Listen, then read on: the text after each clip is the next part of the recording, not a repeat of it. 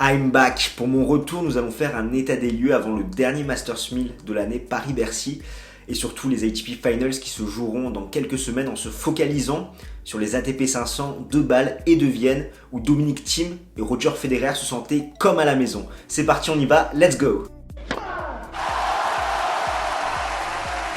On commence tout de suite avec Bâle où Roger Federer s'est imposé en finale contre Alex de Minaur 6-2, 6-2 et le Suisse affole les compteurs à 38 ans avec des statistiques tout simplement énormes. C'était sa 157e finale en carrière, sa 15e finale à Bâle, sa 6e finale en 2019. Il a ainsi décroché le 103e titre de sa carrière, le 10e titre à Bâle.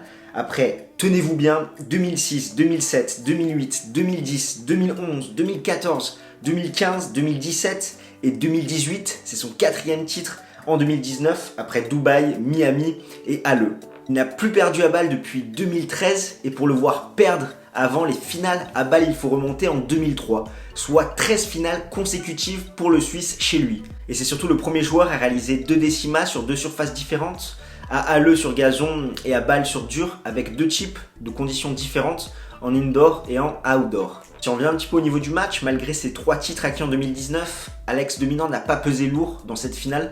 Il a montré de belles choses à l'entame de cette rencontre, notamment à la relance en tenant sa ligne, mais derrière il a très vite implosé, notamment sur son service, et ça allait beaucoup trop vite pour lui. Il s'agissait clairement du meilleur Federer qu'on ait eu depuis sa finale perdue à Wimbledon 2019. Pour rappel, il était à 7 victoires pour 3 défaites depuis sa déconvenue dans le Grand Chelem londonien. Il était imprécis au niveau de son jeu de jambes, il allait beaucoup trop vite à la faute et surtout il se trompait souvent à la volée comme on a pu le voir dans son quart de finale à Shanghai contre Alexander Zverev. Service entre Cincinnati et Shanghai, c'était 66% de première balle, 75% de réussite derrière sa première balle et seulement 54% derrière sa seconde balle. Et tout au long de la semaine à Bâle, il a vraiment montré de très belles choses sur ses engagements avec 66% de première balle, 79% de points gagnés derrière et 62% derrière sa seconde balle. À domicile, sur une surface rapide, Federer a retrouvé son jeu de jambes, s'est montré très agressif et a ainsi pris de vitesse tous ses adversaires.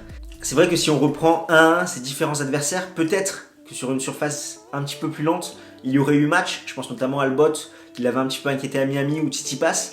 Mais là, la surface étant très rapide, il a totalement étouffé l'ensemble de ses concurrents. Après, la vérité du jour n'est pas forcément celle du lendemain. Pour rappel, le Suisse a gagné Bâle en 2014, 2015, 2017 et 2018. Et pourtant, il n'a plus triomphé à Bercy et aux ATP Finals depuis 2011. Donc c'est vrai qu'il peut offrir de très belles garanties chez lui à domicile, mais derrière ça va être un petit peu plus compliqué pour lui de garder ce niveau et d'être aussi performant. Ira-t-il à Bercy? À l'heure où je tourne la vidéo, nous ne le savons pas encore, mais c'est vrai qu'on peut être optimiste étant donné qu'il a passé en tout 4h20 sur les courses cette semaine, il a concédé seulement 18 jeux, et je vous rappelle que 4h20, ce n'est pas encore la durée de la finale de l'US Open entre Daniil Medvedev et Rafael Nadal qui a duré plus de 4h50. Qu'est-ce qui s'est passé cette semaine? À Bâle, on a eu Reilly Opelka qui a été à 2 doigts de nous faire une Marius Copil. Pour rappel, le Roumain s'était hissé en finale à Bâle en 2018 où il avait calé seulement 2-7 contre Roger Federer. Il avait notamment éliminé Mischa Zverev, Lajovic, Harrison, Silic, Fritz et Alexander Zverev. Il avait montré de très belles stats au service. 89 face, 57% de première balle, 79% de points gagnés derrière sa première balle et 53% derrière sa seconde balle. Il avait été briqué seulement 5 fois sur 26 occasions. Et cette année, le géant américain Reilly Opelka, qui a une gestuelle très similaire au service par rapport à celle de John Isner, exactement le même type de jeu, a failli s'inspirer de Marius Copil, étant donné qu'il a perdu vraiment à un fil en demi-finale contre Alex de Minaur et a présenté de très belles stats au service avec 113 aces, 65% de première balle, 87% de points gagnés derrière, 51% de points gagnés derrière sa seconde balle. Il a été briqué 3 fois sur 8 occasions et surtout il a éliminé Garin, Bautista Agut et Goffin. On passe tout de suite à Vienne où Dominic Thiem s'est imposé en 3-7 contre Diego Schwartzmann, 3-6, 6-4, 6-3. Il s'agissait de la 24e finale pour Dominic Thiem, sa 6e en 2019 et là il a décroché son 16e titre. Son 5e en 2019, c'est le joueur le plus titré de la saison, après des victoires à Indian Wells, Barcelone, Kitzbühel et Pékin. Et surtout, il a un bilan de 4 titres sur dur et 1 titre sur terre battue en 2019. Le moins que l'on puisse dire, c'est que Dominic Thiem va pouvoir profiter de son trophée. En effet, il a eu un parcours très compliqué pour décrocher le titre chez lui. Tsonga au premier tour, Fernando Verdasco ensuite, contre qui il n'avait jamais gagné sa bête noire. Il profite derrière de l'abandon de Carreño Busta, une demi-finale phénoménale contre Matteo Berrettini en 3-7 et reblotte en finale contre Schwartzmann.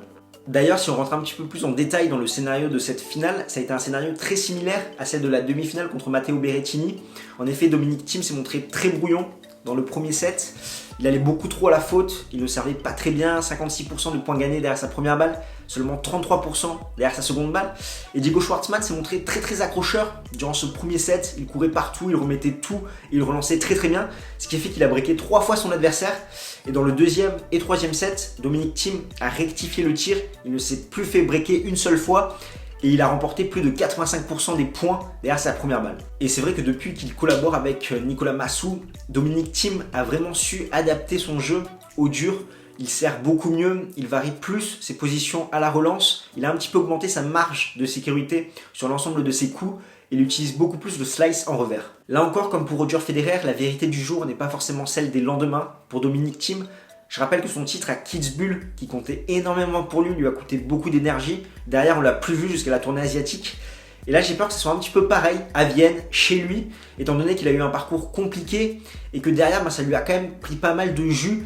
Donc difficile de le voir parfait à Bercy aux ATP Finals. Que s'est-il passé cette semaine à Vienne? On peut parler de la demi-finale de Matteo Berrettini, qui ne cesse vraiment de progresser, ce jeune Italien. On parle souvent de l'ascension de Daniil Medvedev, où il y a un an, il était 16e mondial. Maintenant, il est 4e mondial, mais celle de l'Italien est tout aussi, voire plus impressionnante, étant donné que fin 2018, il était 54e mondial, et là, lundi, il sera 9e. Et enfin, Gaël Monfils, qui a fait du Monfils, totalement absent durant le premier set contre Denis Novak.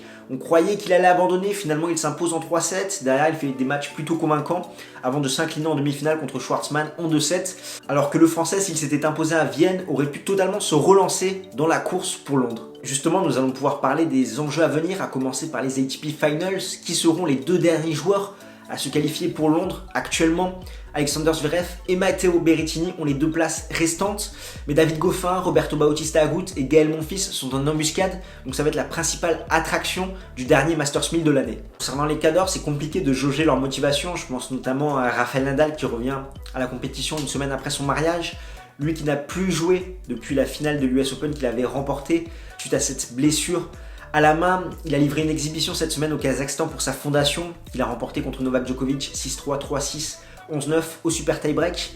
Difficile de tirer des enseignements sur ce genre de parties qui sont souvent tronquées.